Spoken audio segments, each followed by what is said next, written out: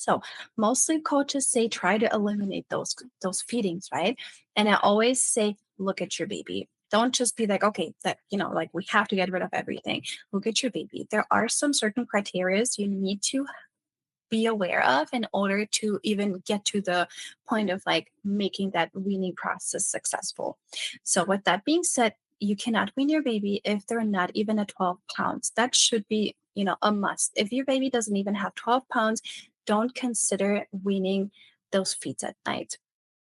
Also, if your child has a reverse cycle at night. So, reverse cycles are if your baby feeds very frequent, almost cluster feeds at night, but they have minimal intake during the day. That means your child is getting most of the calories in during the night and they're just snacking during the day because their bodies know, like, oh, we get everything in overnight. We don't need to eat that much during the day. For those parents, if that's your pattern, make sure you keep one or two set feedings until you see a little bit of a switch during the daytime. So you want to make sure you're not taking everything away from them because that can also lead to dehydration and it's just really brutal, especially if they're really small.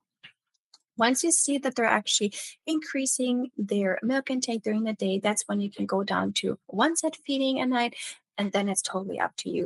I always ask my parents, do you want to get rid of their feed, or do you still feel like I want to have a night feeding? And are you and baby even ready? I do have to say, moving away from a domain feeding schedule, especially at night, helps them to not have that expectation to needing the breast or the bottle to go back to sleep.